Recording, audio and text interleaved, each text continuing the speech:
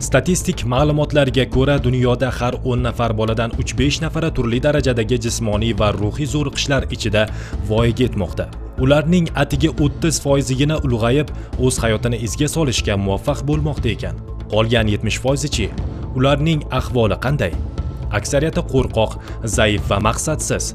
Ba'zilari esa o'ta agressiv, ayrimlari o'g'irlik va jinoyat orqali pul topib, ayshu ishratga, giyohvandlikka mubtalo bo'lmoqda. Boshqalarining esa doimiy tushkunlik sabab yashashga bo'lgan intilishlari so'nib borayotganligi haqida ma'lumotlar bor. Xo'sh, endi aytingchi, siz farzandingizni ana shunday sharoitda ulg'ayishini xohlarmidingiz? Mana bu go'daklarning vasiylari yoki ota-onalari aftidan shunday bo'lishini istaydilar yoki bo'lib o'tgan voqealardan bexabarlar. Domla qatingizga urgan? Orqamga. Qaysi tomoniga? Qani ko'rsatdingchi? Yana kimlarni urardi? Hammani. Hammani nima bilan urardi? Pashsha kaltak bilan. Nimaga? Qatimga. Qatingga.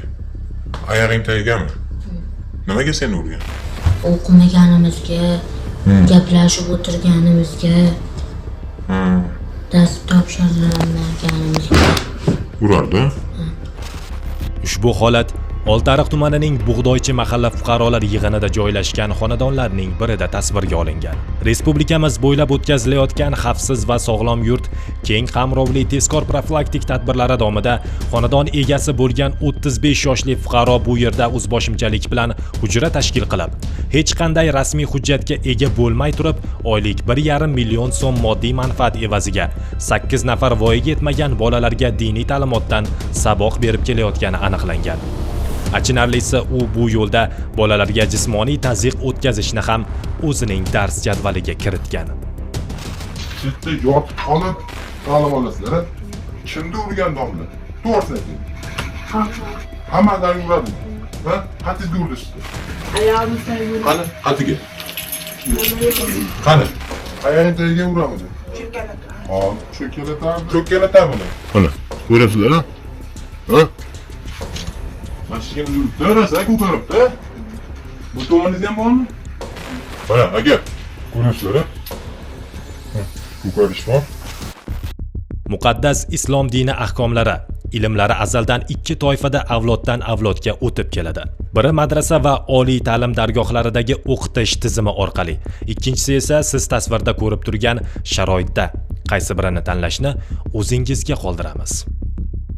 Ko'rasizlar-a? 8 ta bolasi. Sizga qancha bo'ldi kelganingiz? 19 kundan beri jetasiz. 2-maktabda o'qishsiz. Necha sinfsiz? 6ga o'tdingiz, 5-sinf, to'g'rimi?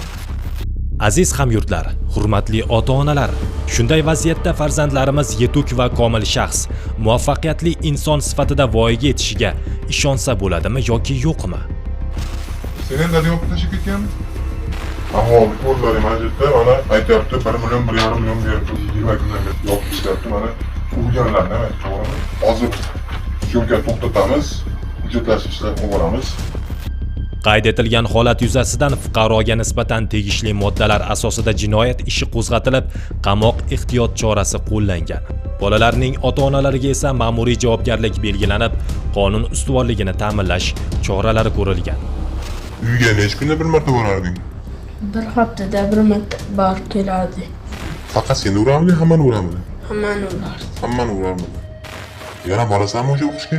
Yo'q. Qadrli yurtdoshlar, vasiyligingiz ostida bo'lgan bolalar, farzandlaringizning hayoti, kelajagini xavf ostiga qo'ymang. Ogoh bo'ling.